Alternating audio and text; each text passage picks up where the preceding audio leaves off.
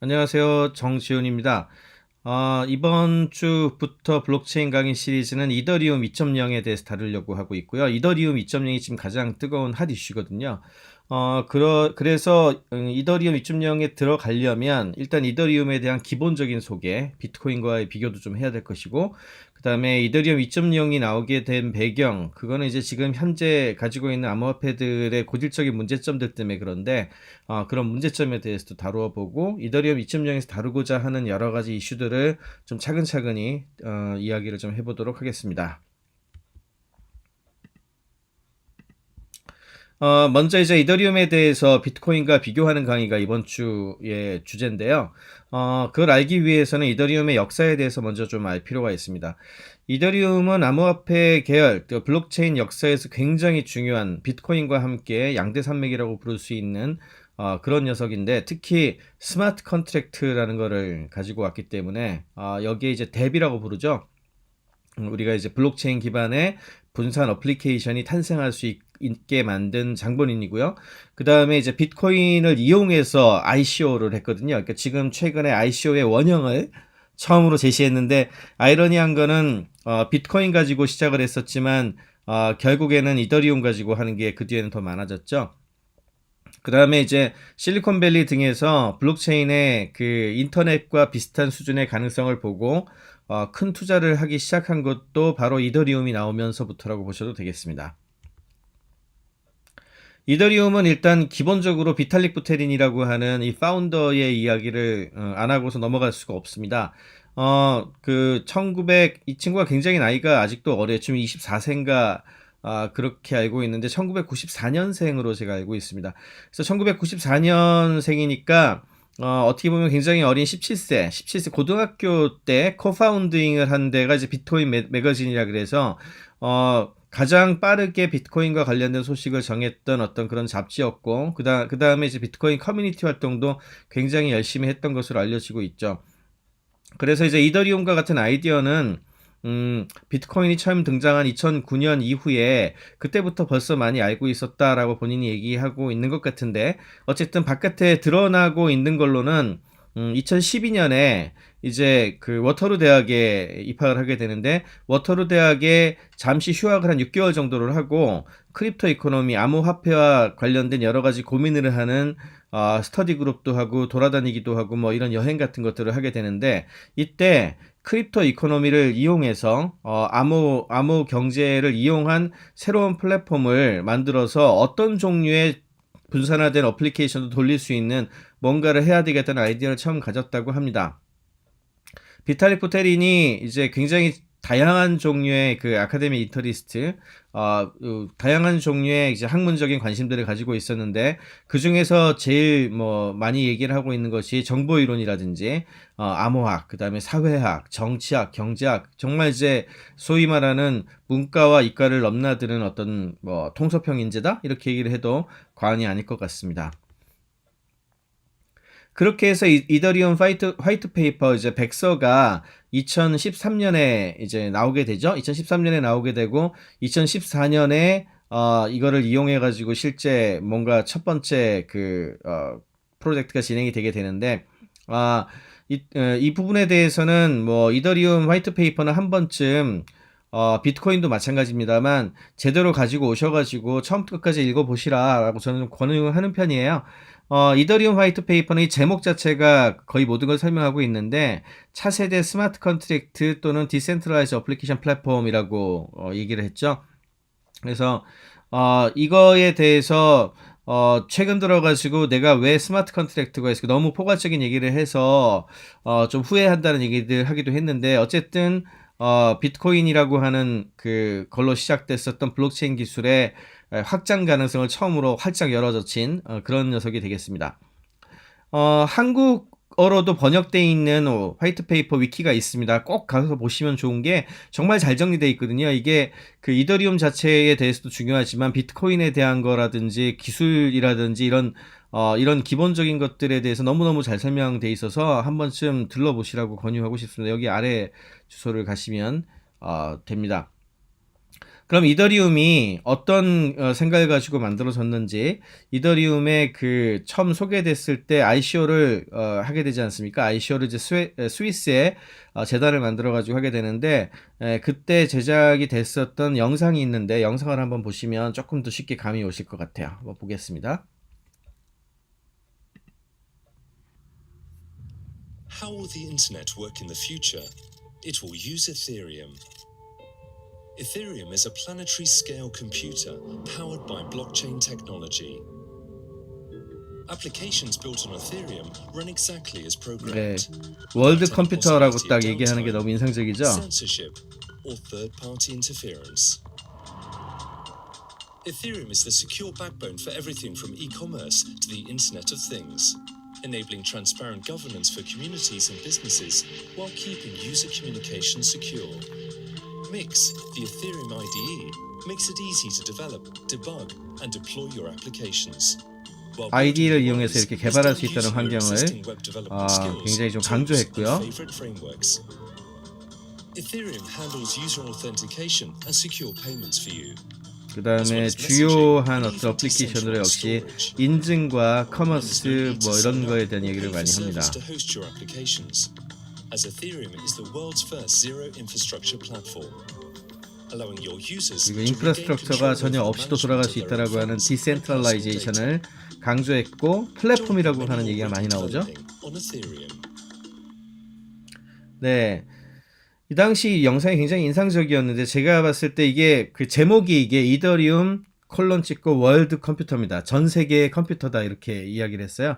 그러니까 비트코인과 같은 이제 풀 노드들이 전 세계를 하나로 엮는 컴퓨테이션 플랫폼이 되니까 그렇게 표현한 것 같습니다.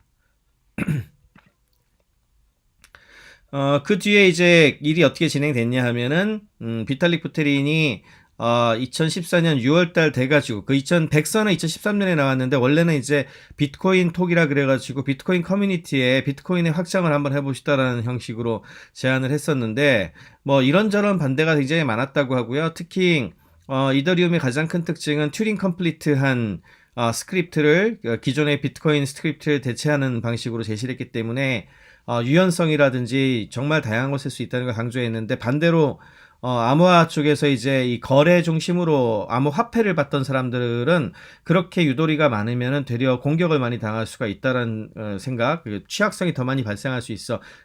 사실은 뭐 크게 틀린 얘기는 아닙니다. 그게 약점이거든요. 그런 얘기를 들어가지고 반대도 되게 많이 했고요. 무엇보다 하드포킹을 심하게 해야 되기 때문에 그런 부분을 감당할 수 있겠나 뭐 이런 얘기들도 많이 있었죠. 그래서 진척이 안 되고 있었는데 비탈릭 부테린의 그 생각을 지지하는 여러 인물들이 모이죠. 그게 이제 소위 얘기하는 이더리움 파운데이션의 시작이고요. 파운데이션은 스위스의 주크에 만들었고 처음에 이제 프리세일을 토큰을 간단하게 60분짜리 프리세일을 하고 여기서는 이제 본인 이제 코어 팀이죠. 코어 팀에 해당하는 사람들이 먼저 자 우리들 돈 내서 시작합시다라고 하는 뭐 그런 느낌이고요.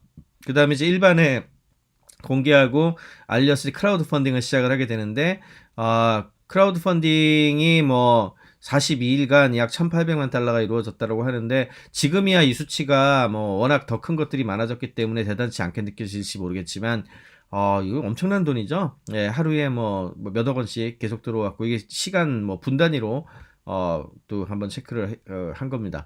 그리고 이제 개발자 컨퍼런스에서 내용들을 발표하기 시작한 게 2014년 데브콘이라고 해서 지금도 이어지고 있죠. 2014년 11월, 2015년 11월 런던 이렇게 있었고 매년 11월에 데브콘이 열리고요. 이때 이제 큰 발표가 있죠. 그래서 올해도 지금 2018년 11월에 데브콘이 열리고 있고 이더리움 2.0이 발표되고 있습니다. 그래서 이 이더리움 2.0 관련된 강의 시리즈를 만들게 된 것도 이 시기하고 연관이 있습니다. 그럼 비트코인하고 이더리움하고 과연 뭐가 다르냐? 그냥 둘 다 암호화폐 아니야? 이렇게 얘기하시는 분들이 꽤 많지만 이거에 대해서 차이점을 잘 보여주는 그렇다고 해서 오늘은 이더리움 강의는 또 따로 한번 길게 시리즈를 만들어서 할 거라서 너무 인덱스로 할 건 아니고요.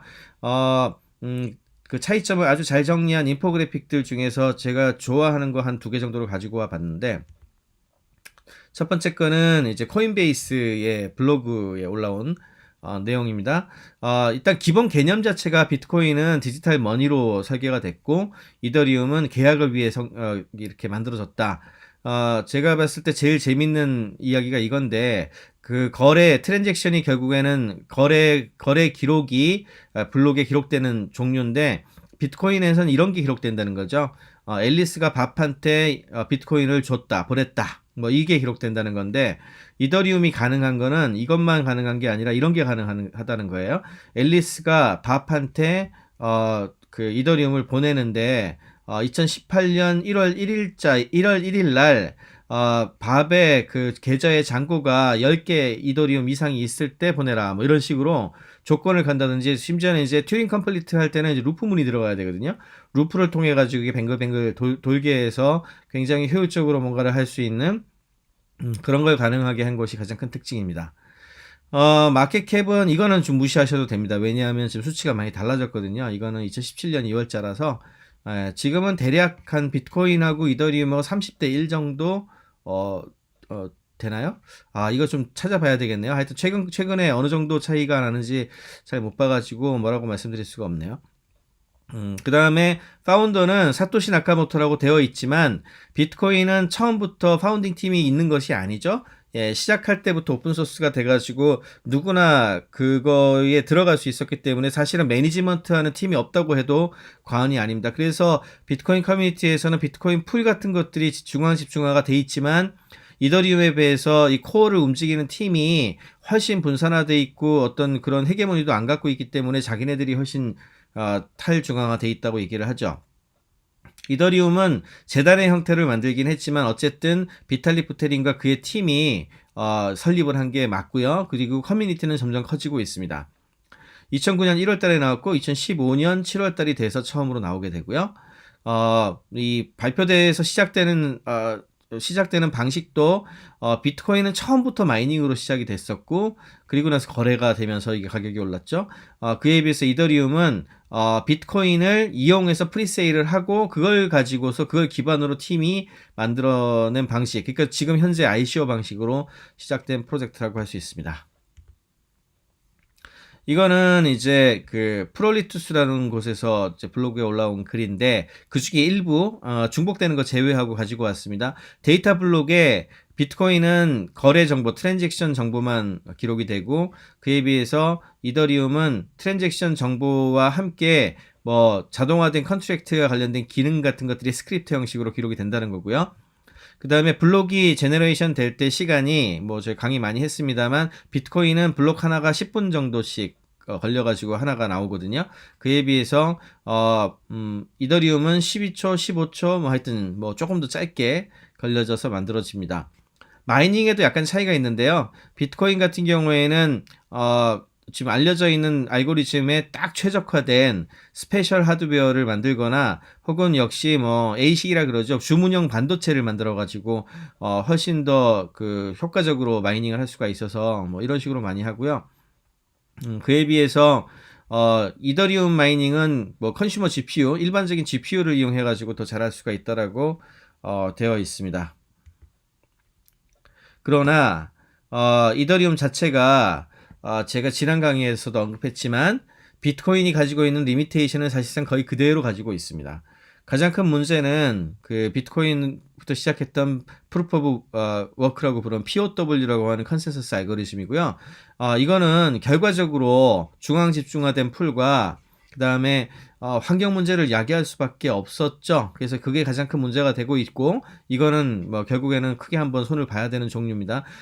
이더리움 같은 경우는 이걸 이제 POS로 전환하는 계획을 통해 가지고 계속해서 문제를 풀겠다고 이야기를 하고 있고 이더리움 2.0에서도 그에 대한 이야기가 나옵니다.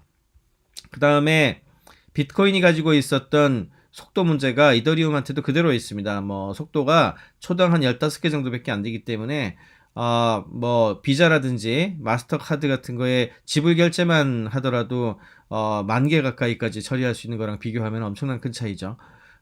그리고 그거를 아주 잘 보여준 이슈가 확장도 잘 안 됩니다. 사실은 생각보다 동시다발적으로 여러 개가 접속을 했을 때 이걸 처리하는 용량의 용량에 좀 문제가 있는 거죠. 크립토키티라고 해서 최초로 많은 사람들한테 사랑받은 덱이 있는데 고양이를 이제 교배시켜가지고 돌연변이 고양이를 만들고 이거를 판매하고 뭐 이런 종류인데요.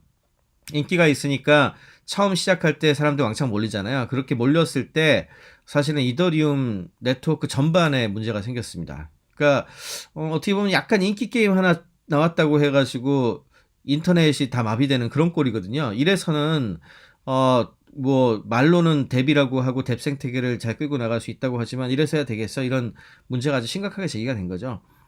그래서 어떻게 보자면은 처음에 그 비전, 아까 영상에서 월드 컴퓨터, 예? 전 세계를 컴퓨터 플랫폼으로 하나로 묶어내는 디센트럴라이즈드한 그런 야심찬 계획이라고 하기에는 너무너무 비효율적이고, 심지어는 저는 not even close. 저는 뭐 근처에 가지도 못했다고 생각을 해요. 솔직히 말씀을 드리면. 그래서 이 부분을 해결하기 위한 방안이 나와야 되는데, 그런 솔루션들을 이더리움 2.0에서 내겠다. 이제 그리고 그런 거를 그동안 열심히 고민을 많이 했기 때문에 그런 변화에 대해서 앞으로 좀 더 자세히 알아보도록 하겠습니다. 다음 시간에는 좀 한계점에 대해서 조금 더 자세하게 파볼 예정입니다.